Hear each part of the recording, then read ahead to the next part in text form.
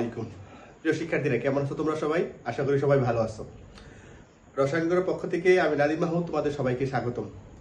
রসায়নের রসকাটের নতুন একটা পর্বে তোমাদের সবাইকে স্বাগতম। আজকের ক্লাসে আমরা যে জিনিসটা শিখবো সেটা হচ্ছে আধুনিক পর্যায় সারণীতে গ্রুপ 1 এর যে মৌলগুলো আছে তাদের ব্যাখ্যা। তো আমরা সবাই জানি পর্যায় সারণীতে গ্রুপ 1 এর যে নামটা সেটা হচ্ছে আমরা সবাই জানি ক্ষার ধাতু হিসেবে পরিচিত। তো এই ক্ষার ধাতুর ক্ষেত্রে যে মৌলগুলো আমরা সবাই জানি হাইড্রোজেন ব্যতীত বাকি সকল ছয়টা মৌলের কি বলা হয়? ক্ষার ধাতু বলা হয়। এক্ষেত্রে একটা ব্যতিক্রম নিয়ম আছে, যেটা হচ্ছে আমরা সবাই জানি যে হাইড্রোজেন যেহেতু ক্ষার ধাতু নয়, তারপরেও কিন্তু হাইড্রোজেনকে গ্রুপ 1 এর জায়গা দেওয়া হয়েছে। ঠিক আছে, এক্ষেত্রে তোমাকে যদি জিজ্ঞেস করা হয় যে ক্ষার ধাতু কয়টি, তখন আমরা কিন্তু হাইড্রোজেন ব্যতীত বলতে হবে যে হাইড্রোজেন ব্যতীত বাকি যে সকল ছয়টা মৌল আছে একে ক্ষার ধাতু বলা হয়। ঠিক আছে, এই ক্ষেত্রে আমরা তাদের যে বৈশিষ্ট্যগুলো জানবো সেটা হচ্ছে ক্ষার ধাতুর সর্বশেষ কক্ষপথে তুমি যদি ইলেকট্রন বিন্যাস করো, যেমন মনে করো আমরা লিথিয়ামের ইলেকট্রন বিন্যাস করলাম, তো লিথিয়ামের ইলেকট্রন বিন্যাস করলে 1s2 2s1, তারপর হচ্ছে তোমার সোডিয়ামের ইলেকট্রন বিন্যাস করো, এই ক্ষেত্রে 1s2 2s2 2p6, তারপর হচ্ছে 3s1।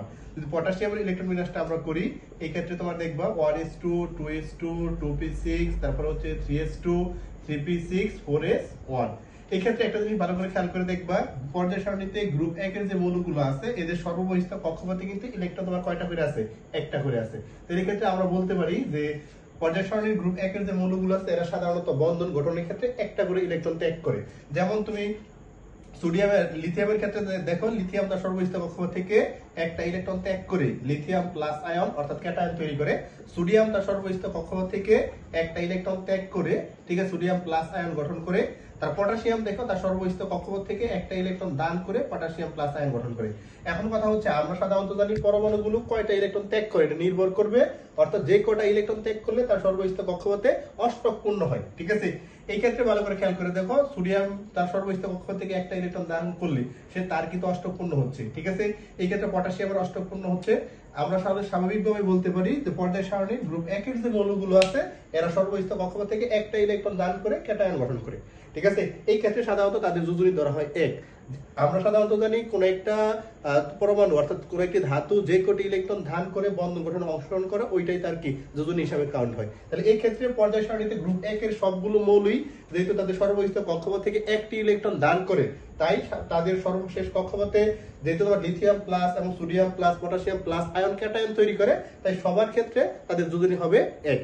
ঠিক আছে, আরেকটা বিষয় আমরা যদি খেয়াল করি সেটা হচ্ছে পর্যায় সারণীতে গ্রুপ 1 এর ক্ষার ধাতু প্রধান একটা বৈশিষ্ট্য আছে, যেমন এরা পানির সাথে যুক্ত হই। ঠিক আছে, ক্ষার ধাতু সমূহ তোমার কি পানির সাথে যুক্ত হই, ক্ষার ধাতু প্লাস হচ্ছে পানির সাথে যুক্ত হয়ে তোমার কি এরা ক্ষার এবং হাইড্রোজেন গ্যাস তৈরি করে, ক্ষার ও হাইড্রোজেন গ্যাস তৈরি করে। এটা হচ্ছে পর্যায় সারণীতে অবস্থিত ক্ষার ধাতুর প্রধান বৈশিষ্ট্য, মৌলগুলো যেগুলো আছে সবার প্রধান বৈশিষ্ট্য। যেমন মনে করো আমরা সোডিয়াম যদি পানির সাথে যুক্ত করি, ঠিক আছে, তাহলে এই ক্ষেত্রে তৈরি হবে সোডিয়াম হাইড্রোক্সাইড প্লাস হচ্ছে তোমার কি হাইড্রোজেন গ্যাস। এই ক্ষেত্রে সোডিয়াম হচ্ছে একটা ক্ষার আর হাইড্রোজেন তোমার একটি গ্যাস। আবার আমরা যদি একটু ব্যাখ্যা করে বলি, দেখো হাইড্রোজেনটা যদি আমরা ভাঙি তাহলে H+ আর কি পাওয়া যাবে? OH- পাওয়া যাবে। এই ক্ষেত্রে সোডিয়াম তোমার কি OH- এর সাথে যুক্ত হয়ে সোডিয়াম হাইড্রোক্সাইড ক্ষার তৈরি করবে, আর হাইড্রোজেনটা তোমার কি H+টা আরেকটা হাইড্রোজেনের সাথে যুক্ত হয়ে হাইড্রোজেন গ্যাস তৈরি করে নেবে। যদি তুমি পটাশিয়ামের ক্ষেত্রে ধরো, তাহলে পটাশিয়ামও তোমার কি পানির সাথে যুক্ত হই, ঠিক আছে, তাহলে পটাশিয়াম হাইড্রোক্সাইড প্লাস কি হাইড্রোজেন গ্যাস তৈরি করবে, অর্থাৎ একটা ক্ষার তৈরি করবে আবার কি তৈরি করবে? হাইড্রোজেন গ্যাস তৈরি করবে। ঠিক আছে, তাহলে আমরা যে তথ্যগুলো বলতে পারি যে পর্যায় সারণীতে অবস্থিত গ্রুপ 1 এ হাইড্রোজেন ব্যতীত বাকি সকল ছয়টা মৌলের কি বলা হয়? ক্ষার ধাতু বলা হয়। ঠিক আছে, এই ক্ষেত্রে মৌলগুলো হচ্ছে lithium, sodium, potassium, rubidium, caesium, francium. এই সকল মৌলগুলো তাদের সর্ববহিষ্ঠ কক্ষপথ থেকে একটা ইলেকট্রন দান করে, এবং একটা ইলেকট্রন দান করে তারা যেহেতু বন্ধন গঠনে অংশগ্রহণ করে, এই ক্ষেত্রে তাদের যোজনী হচ্ছে তোমার 1।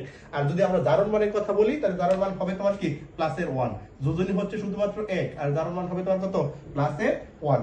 এরা আবার এর একটা প্রধান বৈশিষ্ট্য হচ্ছে এরা হ্যালোজেন গ্রুপের মৌলের সাথে যুক্ত হয়ে ধাতব হ্যালাইডের লবণ তৈরি করে।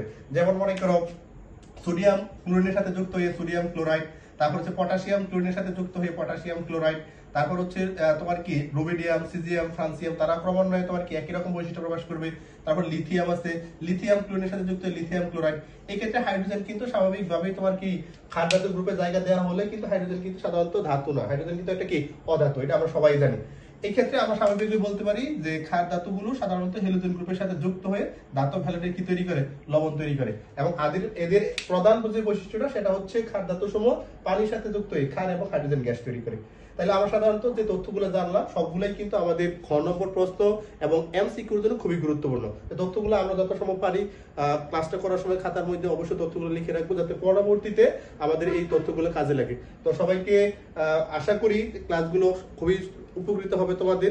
এই ক্ষেত্রে একটা কথা অবশ্যই মনে রাখবা, আমরা সাধারণত যে তথ্যগুলো তোমাদেরকে দিব সবগুলো তথ্যই তোমরা খাতায় নোট করে পড়ে নিবা, তাহলে পরবর্তীকালে তোমাদের এই তথ্যগুলো খুবই কাজে লাগবে। যে কোনো এমসিকিউ পরীক্ষা হোক বা যে কোনো সিকিউ পরীক্ষার ক্ষেত্রে এই ক্ষেত্রে আমাদের 3 জায়গায় প্রশ্ন আসে, একটা এমসিকিউর ক্ষেত্রে, একটা হচ্ছে ক এর ক্ষেত্রে, তোমার কি খ এর ক্ষেত্রে।